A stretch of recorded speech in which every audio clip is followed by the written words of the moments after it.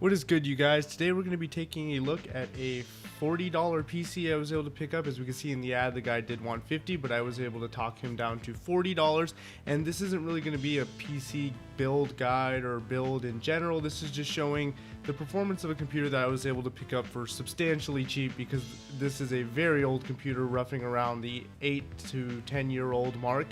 And we'll rush through the parts real quick. We have a Q6700 and a 8800 GTS, along with 4 gigs of Corsair RAM on an MSI motherboard with an Antech 650 power supply, and that is the 8800 GTS that I did do the refurbished video on. So that's our quick part list, and for $40 it's a pretty good buy. But we're gonna go ahead and test the performance of this PC. So right off the bat, certain games don't run, like Overwatch. You get not compatible graphics hardware found, notices like that for certain games. But the games I was able to test was Garry's Mod, Left 4 Dead 2, Team Fortress 2, Counter-Strike Go, Minecraft, and Borderlands 2. So for a $40 PC, that seems pretty good, and that's running on Windows 10. So we'll go ahead and do a little bit of a live benchmark for you guys here and get this started. So our first game up that we're going to do testing on is Borderlands 2.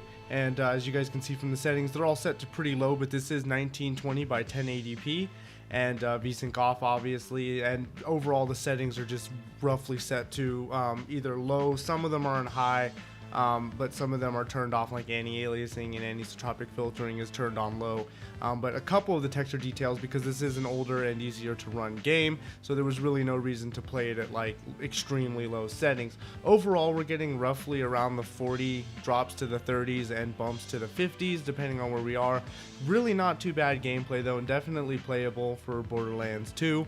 And like I said, it's not the highest of high, but it's not the lowest of low either, and it is definitely doable. I never really saw it dip too low, though I can definitely see in some intensive parts it probably dropping to the high 20s or low 30s. But once again, for $40, it's definitely doable. The next game we have up is Minecraft. We can take a look at the settings I used here. Nothing too extreme at the same time. Nothing too low either, because Minecraft is generally an easy game to run. And here we are getting some pretty good overall frame rates here in the hundreds, and sometimes dips down to the 70s. But overall, once again, very playable. I will say that I did have a little bit of trouble, especially with Minecraft constantly crashing with NVIDIA driver problems. But I was able to fix it, and it mostly had to do with Windows 10. You have to manually go around and download the drivers. And even then, it was harder to find the Windows 10 version. Like, I could only find the Windows 8.1 version at one point, which wasn't working. It was causing Minecraft to crash a lot. The game would load, but it would just crash. So up next, we have Garry's Mod at 720p and low settings on everything, simply because when joining other people's servers, it can definitely get laggy and definitely kill your frame rate when people are just loading in random stuff and textures and rockets are going off and people are running around with the gravity gun and stuff like that. So it was nicer to be able to put it on low settings to make sure that the frame rate stayed playable without any too bad dips and skips. But overall, we're looking at roughly an average of, I would call, 30, though it does look like it goes a little bit higher at times, which it does push its way into the 40s, but it definitely drops down in the 20s, and even then had some pretty heavy skips.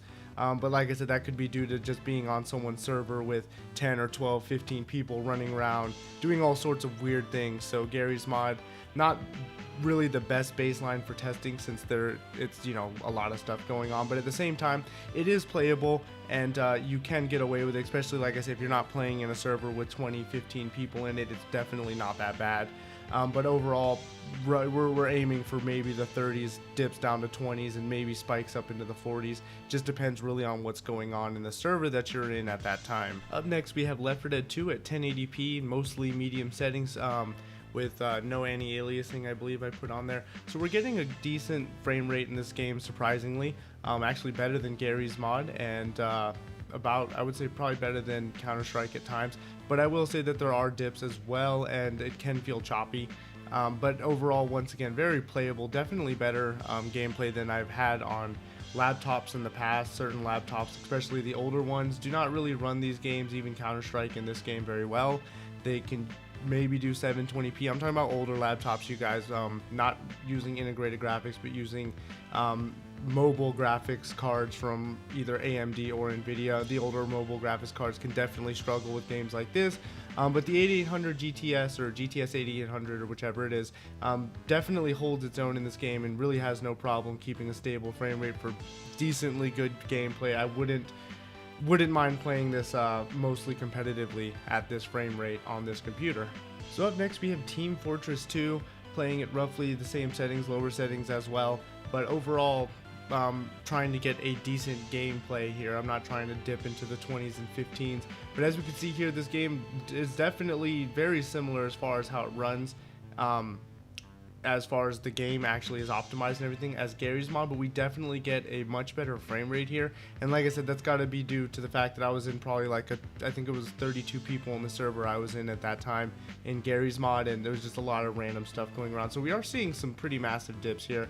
But overall the frame rate is doable, once again better than experiences I've had on older laptops, and for the price of this computer, it's definitely playable, but nothing fancy here. Last but not least, we have Counter-Strike Go at 1920 by 1080. Sometimes games just run better than others, and honestly this game did run pretty damn well. Now I did always notice a choppiness even at the higher frame rates. Definitely you can tell that it might mostly be with the monitor, but if you guys have actually noticed, some of the games you can actually run above your refresh rate without getting too much screen tearing. It really just depends on your monitor and your graphics card.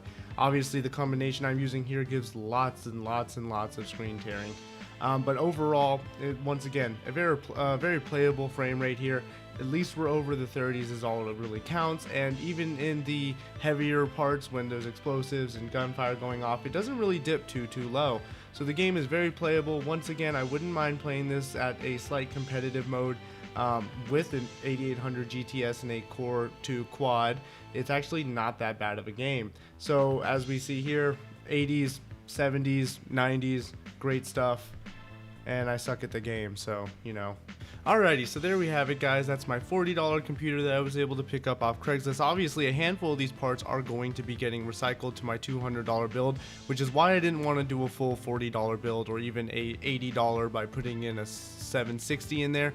Part reason because we've already done a Q6600 recently, and the other reason is because that's just too easy to get the $40 and spend under $100 on a gaming PC, and I already had plans for something else. I wanted to go for one of AMD's older processors to really see how they hold up.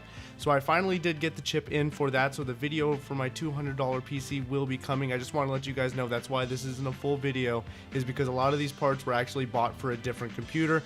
This, I just wanted to kind of give you guys a show that, hey, for 40 bucks, look what I found. I mean, it was a great deal. So there are deals like this all over the place. People constantly in my comments saying, well, you're lucky, you're lucky. It has nothing to do with luck. Okay, maybe 15% luck on someone selling something, and I just so happen to not work that day and I can go pick it up. But overall it has to do with me constantly just prowling on eBay and Craigslist. I will be doing another build coming up as well.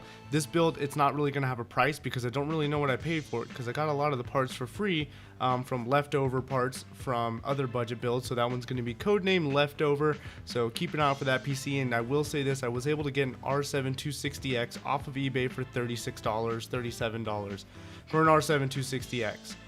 Which is basically a 750 Ti counterpart. So that computer will be coming up. Once again, that's going to be a shorter video because it's not like a full build, but the $200 computer will be a full build, and that will be coming soon. Like I said, I just now got the CPU. Literally while I was recording this video, I got the CPU in the mail. So I hope you guys enjoyed. For 40 bucks, would I buy this computer? Yes, I absolutely would. Would I use an 8800 GTS? Absolutely not. I would my advice is, if you can find something like this for roughly the same price, $40 to $60, $20, $30, I wouldn't pay more than 60, probably 65. Go out and find yourself a GPU. Like I said, I found one on eBay for $36 for a 260X. That'll run all the games that I would have wanted to run with it. And you'll be getting performance on par with my $85 PC. Or go a little bit more. I was able to pick up a GTX 760 for $50, which will be featured in my $200 build. Or you could go the other route with the 750 Ti I found for $55. They're all over the place. sometimes I see 79, 70, 79, 50s for like $60 to $70, which I think is a little steep, but once again, for under 200 bucks, you're getting yourself a decent gaming PC. So yes, I would buy this. No, I wouldn't keep it how I bought it. I would recommend getting a better graphics card. But if that is all you had was, 40 bucks and you found a PC similar to this one, it's definitely playable. Definitely good frame rates. Anyways, you guys keep an eye out for my next video. Sorry it's been long. I've been busy, extremely busy, mostly with work, not with the YouTube channel, which is why there's no videos coming up all the time. But I'm working on it, you guys. I got more videos in the pipeline, just waiting for time so I can shoot them and edit them and all that stuff. Appreciate you guys being patient. Thanks for all the support, and I will catch you guys later.